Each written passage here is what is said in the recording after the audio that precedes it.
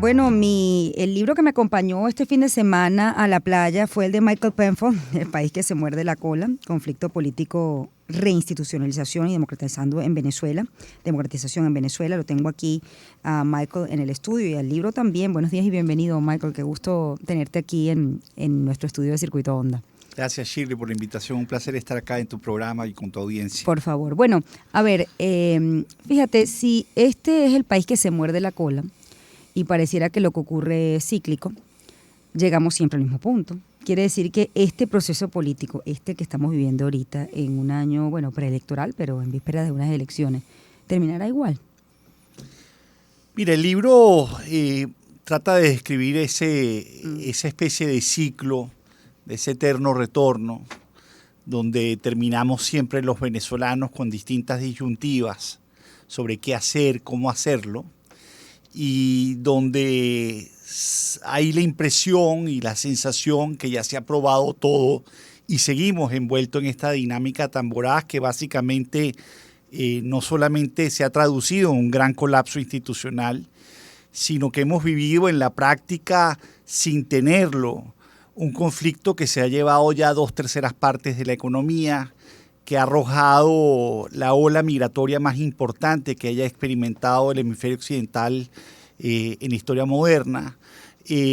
Un país que básicamente, sin haber vivido un conflicto armado, ha vivido un conflicto político tan existencial que ha arrojado ese resultado.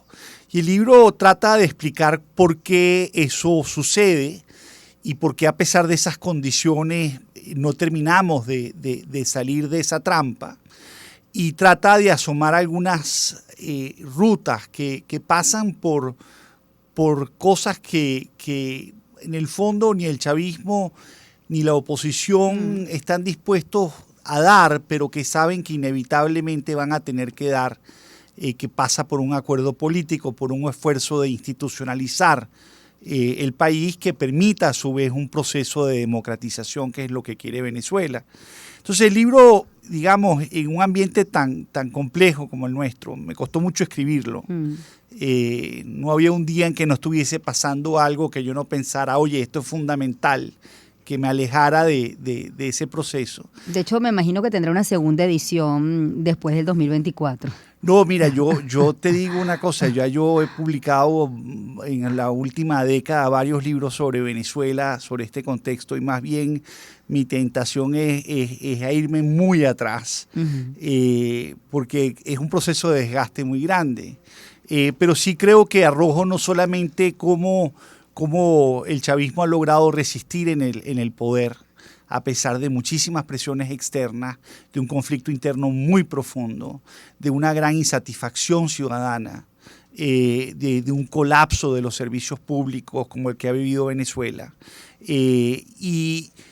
Pero también creo que el libro, digamos, narra y describe con mucho detalle los últimos 10 años, los distintos episodios que hemos tenido que asoman ese eterno retorno, ese ciclo que va y viene, pero busca, digamos, también dibujar varias cosas que son fundamentales, no solamente en el plano electoral, que para mí sigue siendo, digamos, la vía fundamental que tiene que atravesar Venezuela, sino también arrojar temas fundamentalmente de diseño institucional, de temas de justicia, de derechos humanos, que tenemos que confrontar para poder realmente romper con ese ciclo. Pero ¿por qué esos esfuerzos por cambiar el sistema político han fracasado? Mira, en parte porque el chavismo tiene una visión hegemónica del poder.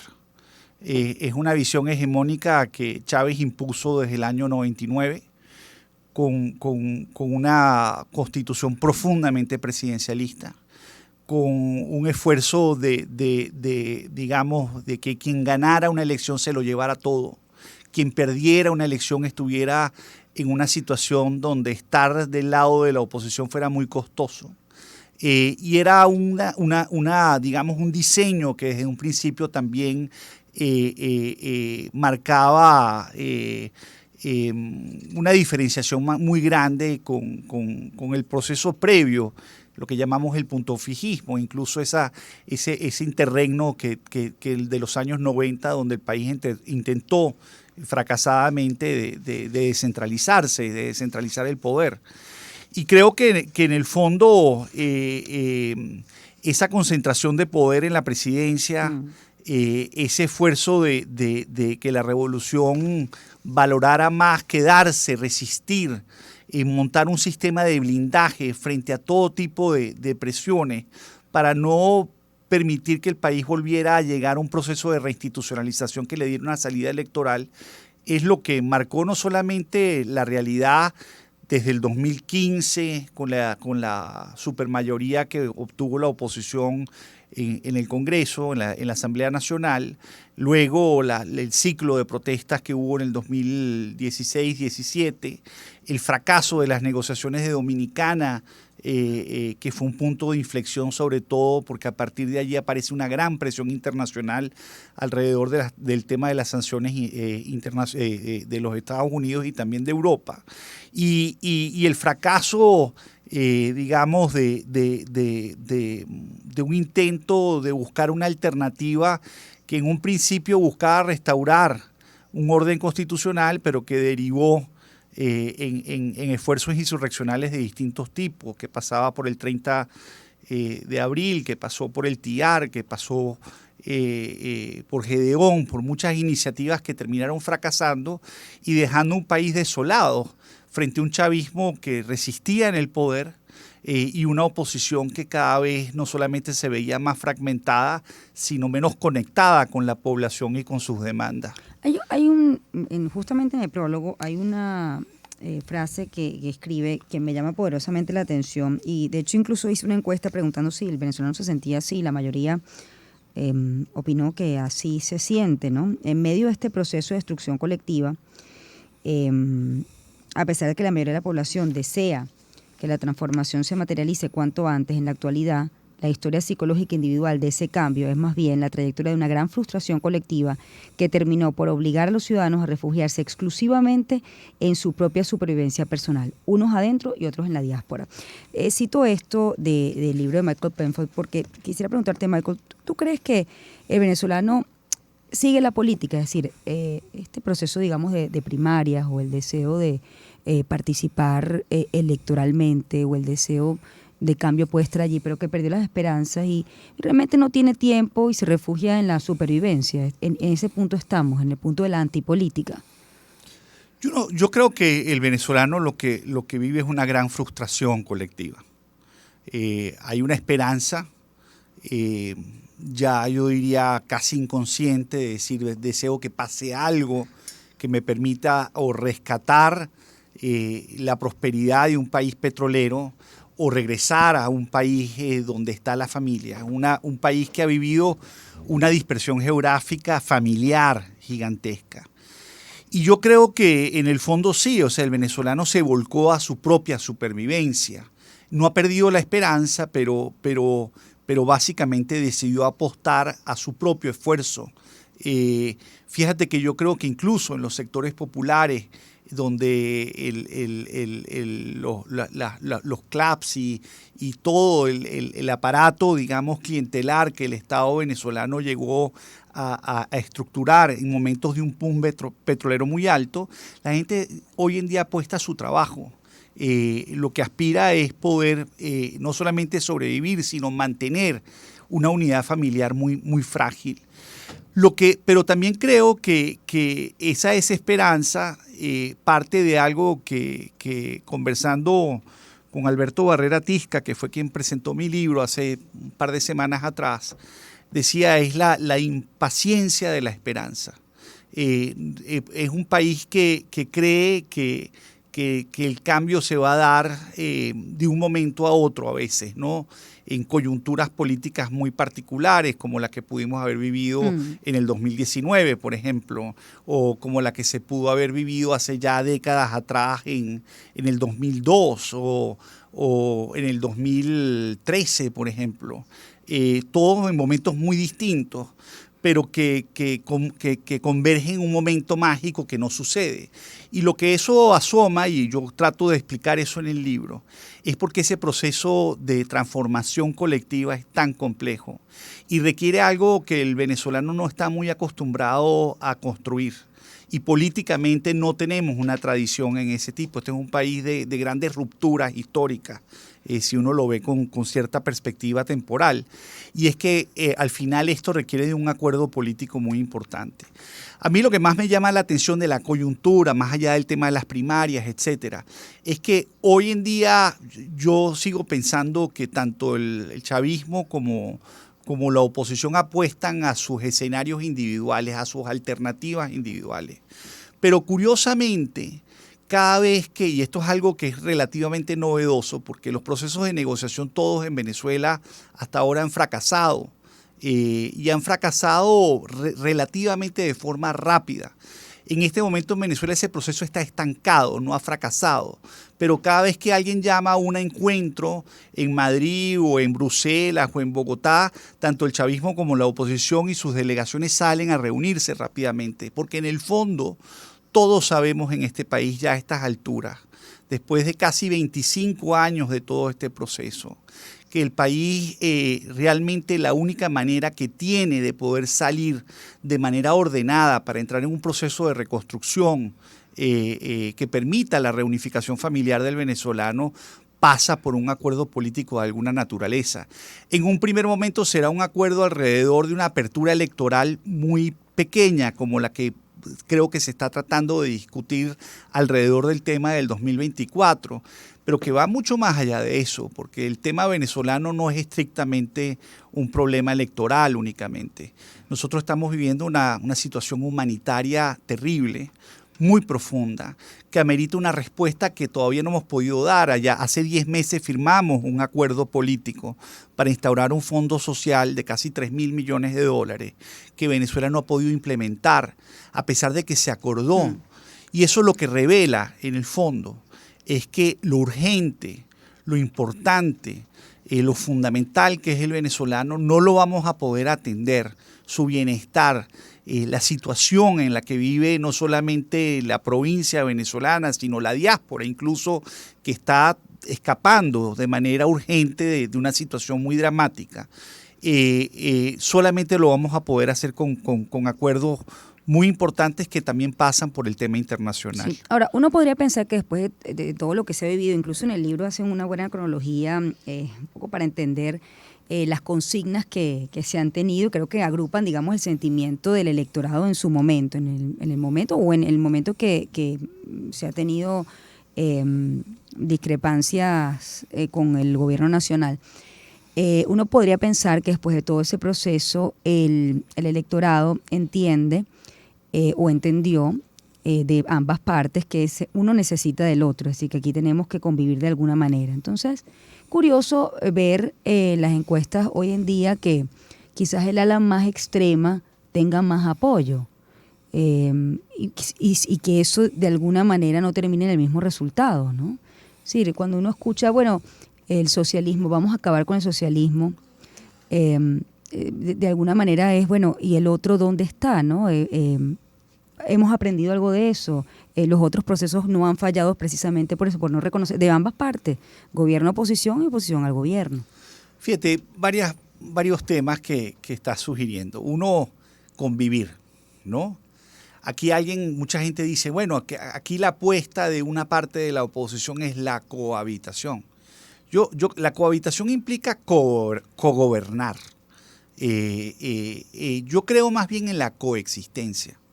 Y un país moderno es un país donde podemos coexistir, pero eso requiere de instituciones, que es fundamentalmente el principal problema del país. Es decir, un país que se desinstitucionalizó por diseño y que va a requerir de grandes acuerdos para poder institucionalizarlo nuevamente y podamos coexistir y también resolver nuestros conflictos que son inevitables desde el punto de vista político. pero con miras realmente a entrar en un siglo XXI que se nos ha hecho muy esquivo. Nosotros no hemos logrado entrar en los grandes debates que muchos países latinoamericanos hoy están teniendo, en parte porque se nos han ido los primeros 23 años del siglo en un conflicto político que ha dejado realmente lo importante atrás. Eso por un lado. Por el otro, con el tema de la oposición, los más duros, los más blandos, etcétera. Yo creo que una cosa que yo veo con la política venezolana es que tratamos de dividir el país en los que están a favor o en contra del chavismo, etcétera, o una postura más dura, más blanda. Yo creo que este es un país muy heterogéneo, muy heterogéneo. Es un país que cuando tú ves la oposición, sí hay una oposición dura, pero también hay una oposición muy heterogénea que no cree en salidas rápidas, que más bien cree en un proceso mucho más electoral, de carácter electoral. Y al final cualquier candidato de oposición, más allá si hay acuerdos o no hay acuerdos para la elección del 2024, si hay o no hay primarias, al final ese candidato tiene que poder hablarle a un electorado muy heterogéneo. Y lo mismo está pasando del lado del chavismo. O sea, el chavismo, yo no creo que hay un solo tipo de chavista. Hay distintos tipos de preferencia de ellos sobre cómo abordar también la situación que estamos viviendo.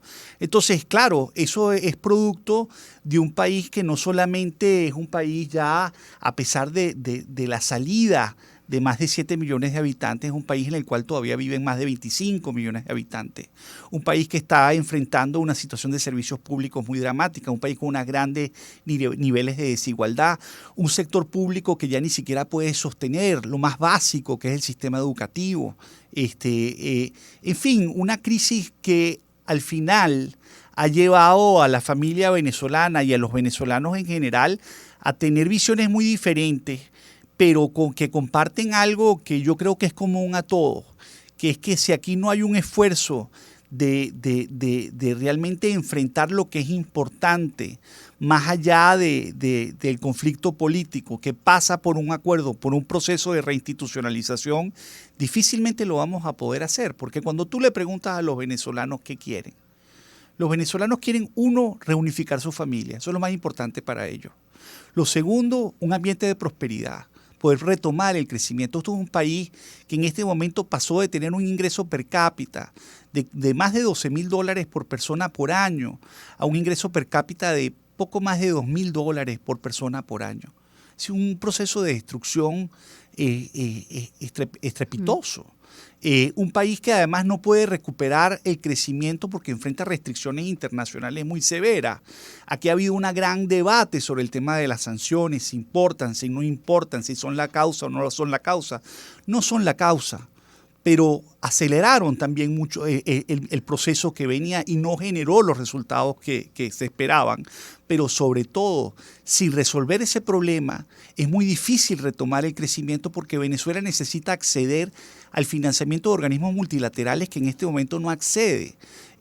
Tenemos un banco central completamente sancionado, tenemos un sector petrolero también sancionado, tenemos sanciones secundarias enfrente.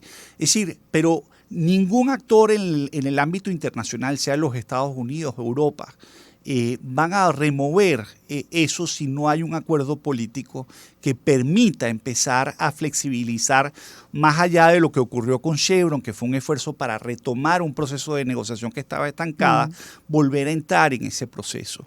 Al final del día, a todos nos gustaría a un lado o al otro imponernos, pero lo que hemos aprendido, creo yo, de manera muy cruenta, de manera muy dura, es que si no salimos juntos de aquí, difícilmente vamos a poder superar esta circunstancia histórica. Entonces, yo entiendo el fundamento de muchas posiciones que son muy duras y que tienen un fundamento, pero también creo que el mismo elector está pidiendo una salida que pasa por aceptar la heterogeneidad, que pasa por aceptar que la posibilidad de seguir viviendo en este conflicto permanente también ya rebasó un momento, digamos, de paciencia, de tolerancia, porque al final todos esos procesos, si uno ve el ciclo histórico de los últimos 25 años, sí, ha sido un ciclo que se ha ido repitiendo, que pasa de la participación a la abstención, de la abstención al intento de modificar esto por vías que no son estrictamente constitucionales, y después de vuelta a la participación. Entonces, entramos en ese ciclo que es el gran debate opositor que estamos viendo alrededor de las primarias, sí, y que llevan a muchos de estos, digamos, de estas posiciones. Ahora, la pregunta, Michael, es, ¿esta vez puede ser distinto?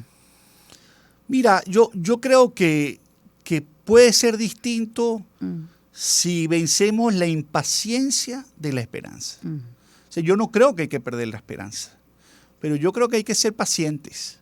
Estos procesos como el nuestro, que no han sido una guerra civil, pero que se han vivido como si fuese eso, en términos prácticos, básicamente son procesos cuya solución toma tiempo.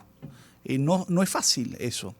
Lo vivió Centroamérica en los años 80 y 90, lo vivió el Cono Sur por mucho tiempo, e incluso el proceso de reconstrucción y de reinstitucionalización y democratización son procesos también llenos de altibajos y de complejidades.